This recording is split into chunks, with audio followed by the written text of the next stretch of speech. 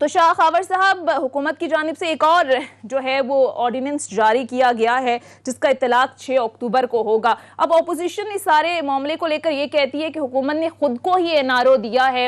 اور ہمیں سیاسی انتقام کا نشانہ بنایا جا رہا ہے۔ سر، آپ کو لگتا ہے کہ کیا واقعی اس آرڈیننس سے حکومت نے اپنے ہی لوگوں کو این آر او دے دیے؟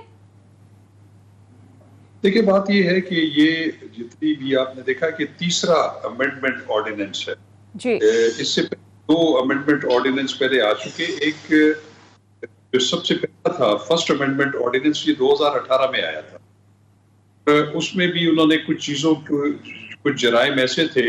جس میں سول سرونٹس کو زیادہ فائدہ پہنچا، مس یوز آف اتھارٹی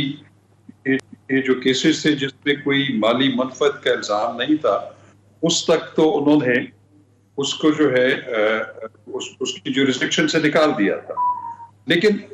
120 دن گزرنے کے بعد اس کو ایکٹ آف پارلیمنٹ نہیں بنایا گیا 120 دن کے اندر جو کہ بڑا ضروری تھا، اور وہ آرڈیننس جو ہے وہ 120 دن کے بعد ریپیل ہو گیا۔ اس کے تحت جتنے لوگوں کے جو حقوق جو پیدا ہوئے تھے، ایکرو ہوئے تھے، اس کی پٹیشنز ابھی بھی اکاؤنٹیبلٹی کورٹس یا ہائی کورٹس میں پینڈنگ ہے۔ اس کے بعد دوسرا جو آرڈیننس آیا، سیکنڈ امینڈمنٹ آرڈیننس، وہ 6 اکتوبر 2021 کو آیا، جو کہ اس میں بھی بہت ساری چیزوں کو جو 1 نومبر کل جو آرڈیننس جاری ہوا ہے اس میں بھی اس پہ رد و بدل کر دیا گیا۔ تو ایک بات تو یہ ہے کہ اس میں کوئی کنسسٹنسی نظر نہیں آ رہی، کوئی ربط نظر نہیں آ رہا کہ ان آرڈیننس کو لانے کا یا ان ترامیم کا مقصد کیا ہے۔ کچھ مقاصد تو سمجھ آتے ہیں ہمیں، مثلا چیئرمین نیب جو موجودہ ہے ان کو جو ہے ان کے میعاد چونکہ ختم ہو چکی تھی، اس آرڈیننس کے تحت ایک شک ڈالی گئی کہ جب تک نیا چیئرمین نیب جو ہے وہ اپوائنٹ نہیں ہوتا اور جب تک وہ اپنے عہدے کا چارج نہیں سنبھالتا، تو جو آؤٹ گوئنگ چیئرمین ہوں گے، جو انکمبنٹ چیئرمین ہوں گے، وہ اپنے عہدے پر جو ہے وہ براجمان رہیں گے، اس عہدے کو جاری رکھیں گے۔ اور دوسرا اس میں یہ ہے کہ ان کو نکالنے کا جو طریقہ کار ہے، جو 6 اکتوبر 2021 کا جو آرڈیننس ہے اس میں انہوں نے کہا کہ کے چیئرمین نیب کی مدت ملازمت جو ہے وہ 4 سال ہوگی، لیکن اس کو جو نکالنے کا طریقہ ہے وہ صدر مملکت اپنا اختیار استعمال کریں گے اور وہی طریقہ اڈاپٹ کیا جائے گا جو کہ سپریم کورٹ آف پاکستان کے جج کی جو برخاستگی کا ہے۔ تو اب اس میں جو 6 اکتوبر والے میں تو اس میں ذکر تھا کہ 209 آرٹیکل ہے جس کے تحت سپریم جوڈیشل کونسل کے پاس اختیار، اس کا ذکر تھا۔ لیکن یہ جو کل آرڈیننس جاری ہوا اس میں انہوں نے جو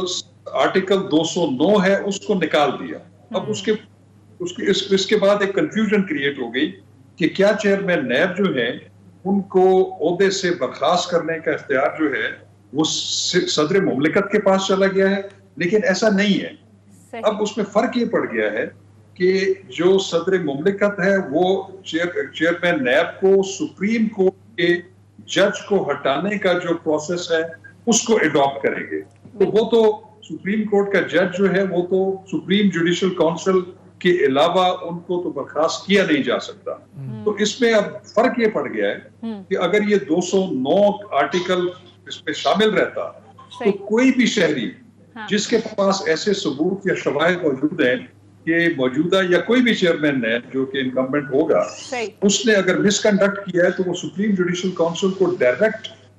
درخواست نہیں دے سکتا، کمپلینٹ نہیں کر سکتا۔ اب اس کو درخواست دینی پڑے گی ان ثبوتوں کے ساتھ صدر مملکت کو، اور پھر صدر مملکت کا سوابدیدی اختیار ہے کہ اس کو سپریم جوڈیشل کونسل میں بھیجتے ہیں یا نہیں بھیجتے۔ صحیح۔ اب حکومت کو اس سارے معاملے میں کہاں فائدہ ہو رہا ہے اس پر بھی ذرا لیگل پوائنٹ آف ویو لیں گے، لیکن احتشام صاحب، تحریک انصاف تو آئی احتساب کے نعرے کو لے کر حکومت میں آئی تھی، ان کے مینیفیسٹو میں شامل تھا، ہم نے دیکھا حکومت کی جانب سے احتساب کے نعرے کو لے کر بات ہوتی رہی، لیکن بیک ٹو بیک احتشام صاحب جو کنٹروورشل چیزیں سامنے آ رہی ہیں، لاسٹ امینڈمنٹ آپ دیکھیں اس سے یہ تاثر ملا کہ این آر او دے دیا گیا ہے اپنے ہی لوگوں کو بھی اور اپوزیشن کو بھی، لیکن اب دوبارہ سے جو یہ لے کر آئے کل آرڈیننس، اس میں تو سیدھا الزام لگا رہی ہے اپوزیشن کہ یہ تو این آر او دے رہی ہے اپنے لوگوں کو اور ہمارے خلاف شکنجہ جو ہے وہ ٹائٹ کیا جا رہا ہے۔ سونیا بڑی سمپل سی بات یہ ہے کہ آپ کو اگر کوئی طریقہ تلاش کرنا ہو کہ آپ نے اپنے لوگوں کو کیسے فائدہ پہنچانا ہے اور اپنے اوپوننٹس کو کیسے ہنٹ کرنا ہے تو ونس اینڈ فار آل آپ اس کو طے کر لیتے ہیں. ابھی جس طرح شاہ خاور صاحب نے بڑا خوبصورتی سے بتایا آپ کو کہ 99 کا جو احتساب ایکٹ ہے 30 مرتبہ ترمیم کر کے 2001 جو بنایا جائے گا اور وہ لیپس ہو گیا اب نئے سرے سے آئے گا 120 دن کے لیے. اب سوال تو شاہ خاور صاحب بڑا اہم ہے کہ آپ کے پاس پوری کابینہ ہے, آپ کے پاس پوری پارٹی ہے, کور کمیٹی ہے, آپ کی اتحادیوں کی پارٹی ہے, اتحادیوں کے ساتھ آپ بیٹھتے ہیں, آپ منسٹری آف لاء ہے, آپ کے پاس لاء منسٹر ہیں, اٹارنی جنرل ہیں, ان آفیشلی آپ کے بہت زیادہ بہت اچھے سنا ہے ایڈوائزر بھی ہیں, لاء کو بھی سمجھتے ہیں, آئین کو بھی سمجھتے ہیں. ان ساروں کی موجودگی میں کیا وجہ ہے کہ حکومت کوئی ایک فیصلہ کرنے میں کامیاب نہیں ہوتی؟ ایک اور دوسری بات یہ ہے کہ آپ نے طور پہ جب یہ فیصلہ کیا تھا, جب یہ سیکنڈ امینڈمنٹ لے کے آئے تھے تو اس میں ظاہر سی بات ہے سیاسی لوگوں کو فائدہ ہوا, آپ کو فائدہ بھی ہوا, یعنی آپ کی پارٹی کے بہت سارے لوگوں کو فائدہ ہوا. اور یہ بھی کہا گیا کہ جی اس میں جو کہا جا رہا تھا کہ جی یہی نیب کا لاء کل پی ٹی آئی اور عمران خان صاحب کے خلاف استعمال ہوگا, اس کو بھی بڑے طریقے سے انہوں نے اس کو اس طرح لے کے آئے کہ وہ بھی اس میں سے نکل گئے. اور پروسیس میں آپ نے دیکھا اسد زرداری بھی بچ رہے تھے اس میں, شاہد خاقان عباسی بھی, شہباز شریف صاحب بھی, مفتاح اسماعیل بھی اور کچھ اور لوگ بھی جو ہے نا انہوں نے اس میں بچ جانا تھا. اب سوال یہ ہے کہ جی کیا یہ سیکنڈ تھاٹ تھا کہ بھی یہ بچ کے چلے گئے ہیں, ان کو پکڑا جائے جیسے آپ کہہ رہی ہیں, شکنجہ ٹائٹ کیا جائے, اپنے اوپوننٹس کو کھلا نہ چھوڑا جائے. پہلی تو نااہلی لگتی ہے کہ جی اپنے طور پہ فیصلہ نہیں کر پا رہے, اور پھر لوگ کہتے ہیں وہی پرانی باتیں آتی ہیں جی, وہ چاہے آرمی چیف کی ایکسٹینشن کا نوٹیفیکیشن ہو, چیف پراپر طریقے سے نہیں لکھی جاتی. سپریم کورٹ نے سرزنش کی تھی, بار بار منسٹر آف لاء میں بھیجا تھا, دوبارہ بنا کے لے کے ہیں. اب یہ ہے کہ جی کیا وجہ ہے, کیا پارٹی کے اندر کنفیوژن ہے, پارٹی کے اندر کچھ لوگ اس کے خلاف ہیں اور کچھ لوگ اس کے حق میں ہیں کہ اوپوننٹس کو ریلیف ملنا چاہیے, کچھ کا خیال ہے مل جانا چاہیے, کچھ کا خیال ہے نہیں یہ 3 سال بھی ایسے ٹنگے رہے ہیں, اگلے 2 سال بھی ان کو ایسا رکھیں. میرے لیے شاہ خاور صاحب بڑی حیرت کی بات ہے جس پہ میں چاہوں گا آپ کامنٹ کیجئے گا. اب یہ کہ جس طریقے سے صدر کے انسٹیٹیوشن کو یعنی پریزیڈنٹ صاحب کو اختیار دیا گیا, اصل میں یہ پریزیڈنٹ کو اختیار نہیں ہے, یہ پرائم منسٹر کی ثوابدید ان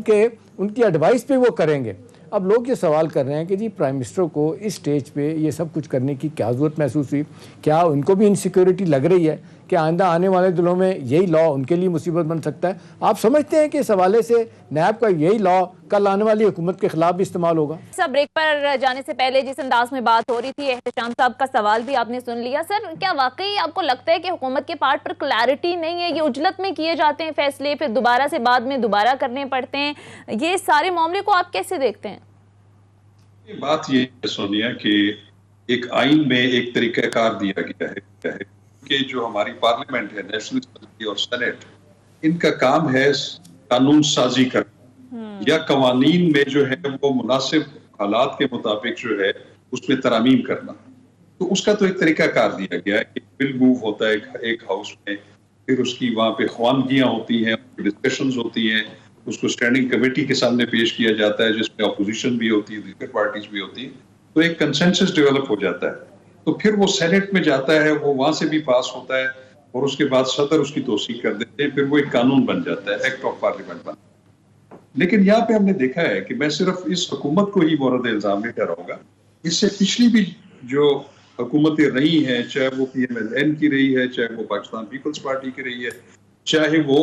جنرل مشرف کے تحت گورنمنٹس رہی,